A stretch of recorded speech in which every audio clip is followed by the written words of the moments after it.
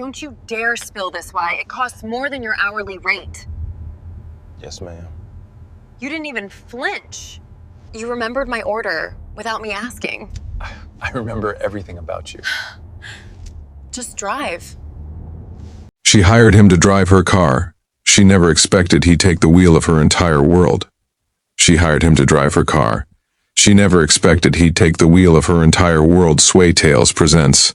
Vivien Cole didn't have time for feelings. She had a company to run, a board to impress, and a calendar so tightly packed that her assistant had once accidentally scheduled her lunch break during a flight. She was 34, the youngest female CEO in the history of Harrington Luxe, a billion-dollar fashion and lifestyle empire headquartered in Beverly Hills, and she had earned every single inch of that title with blood, sacrifice, and a terrifying amount of black coffee. She did not date. She did not linger. She did not let anyone close enough to matter. That was the rule. And Vivien Cole did not break her rules. Until Marcus. It started on a Tuesday morning, which, if you asked Vivien, was exactly the kind of unremarkable day that had no business changing someone's life. Her regular driver, Gerald, had called out sick. Her assistant, Priya, had scrambled to find a replacement through a private luxury staffing agency. And by the time Vivien stepped out of her Calabasas estate at 7:15 a.m. in her cream off-shoulder dress, heels clicking against the stone driveway, the black Mercedes was already waiting. The man standing beside it was not what she expected. He was tall, the kind of tall that made you recalibrate your surroundings. Broad-shouldered, dressed in a sharp black suit that looked like it had been tailored specifically for his frame. His jaw was set, his posture straight, and when he turned to look at her, his dark eyes were calm, completely annoyingly calm. "Miss Cole," he said. Not a question, a statement, like he already knew exactly who she was and had already decided how this morning would go.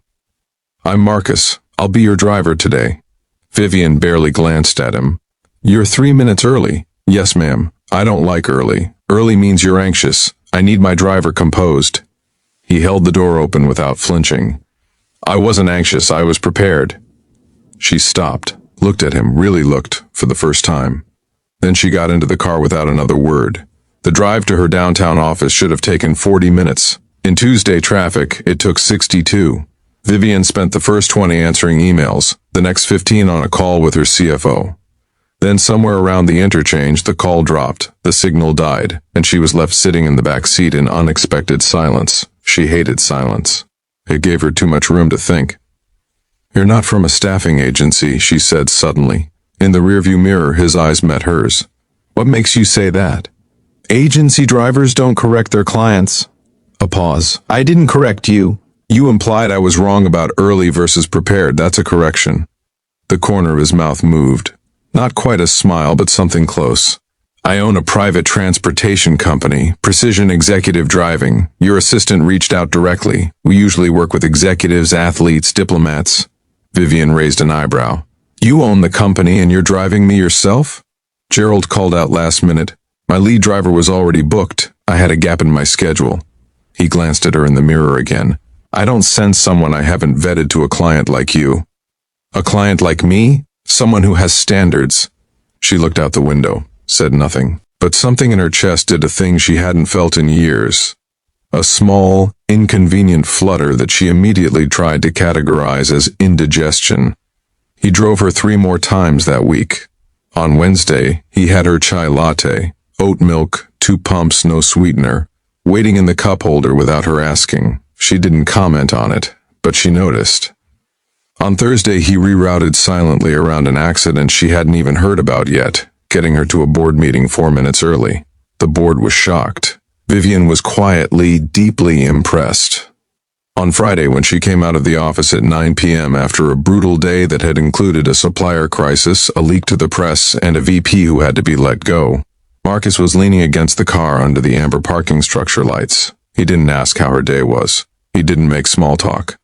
He simply opened the door, and when she slid inside and pressed her head back against the seat and closed her eyes, he drove in absolute perfect silence all the way home. It was the kindest thing anyone had done for her in months. The shift happened on a Saturday. She hadn't scheduled him. She'd called the company number on impulse, something she refused to examine too closely. claiming she needed a last-minute pickup from a charity gala in Bel Air. He showed up in 10 minutes. The gala had been insufferable. 3 hours of plastic smiles, air-kissed cheeks, and men who looked at her empire and only saw a woman. She walked out into the night air feeling like she'd been slowly hollowed out, and when she saw the black Mercedes idling at the curb, something in her chest unknotted. She got in. He didn't pull away immediately. "Long night?" he asked. Don't do the thing where you ask questions that lead to conversations I'm not ready to have." Silence. Then, "Okay." But he didn't drive, and she didn't ask him to. After a long moment, she said quietly, "I built something real, something that matters. And I spend half my life in rooms full of people who are just waiting for me to slip so they can say they knew it all along." She wasn't sure why she was saying it. It was the exhaustion, probably, or the champagne, or the way his eyes in the rearview mirror looked like they were actually listening. "I'm tired, Marcus." "I know," he said simply. "You don't know me." "No." He met her gaze in the mirror. "But I see you." Dismissed that. She had a whole arsenal of deflections for moments like this. Cool looks, sharp words, the CEO voice that made grown men reconsider their life choices. Instead, her eyes stung. She turned to look out the window so he wouldn't see. He drove her home. On Monday, she called the company and requested Marcus specifically. Indefinitely. On Tuesday, she found herself arriving at meetings in a better headspace than she had in years, because somewhere between the office and the highway, she had started talking. Not about work, about things. Her mother's voice on the phone the night before. A restaurant in Paris she missed. What she'd wanted to be before the ambition took over. He listened like time was not a factor, like she was the most important thing in the car, not the destination. "You had a life before all this," he said one afternoon, as they crossed the bridge back from a meeting in Santa Monica. "I have a life now. You have a schedule now." He glanced at her. "There's a difference." She opened her mouth to argue.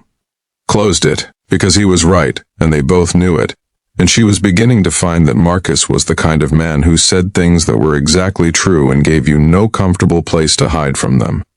It was a Thursday evening when everything tipped. She'd had the worst day of her professional year. A rival brand had poached 2 of her senior designers, and it had been leaked that morning, hitting the trades by noon. By 7 p.m., she was standing in her driveway in the gold hour light, too drained to go inside, just standing beside the Mercedes as Marcus prepared to leave. "Marcus," he stopped. "I don't want you to go yet." She said it simply, without strategy, without armor, just truth, raw and quiet. He turned. He walked back toward her slowly, and when he stopped in front of her, he was close enough that she had to tilt her chin up to look at him. His hand, warm, steady, came to rest at her waist, not possessive, not rushed, like he was giving her every opportunity to step back. She didn't step back. "Vivienne," his voice, low and unhurried, "I need you to be sure." "I'm never sure," she whispered. "I'm sure about everything except the things that matter." A beat. "But I'm sure about you." The sun was going down behind the tree line of her estate.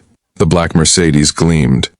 And for the first time in longer than she could remember, Vivien Cole stood still, not running toward the next meeting, the next crisis, the next thing to manage. She just stood there in the warmth of his hands at her waist and let herself be exactly where she was. She didn't know what they were yet.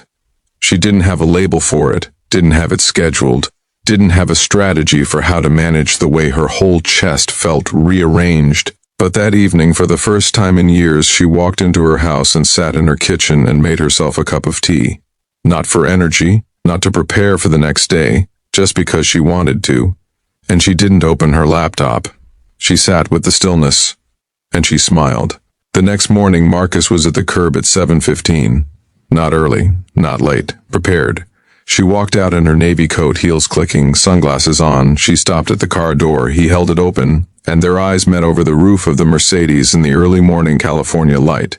"Good morning, Miss Cole," he said. "Good morning, Marcus." She paused. "You know you don't have to keep calling me that." His smile, full this time, no holding back.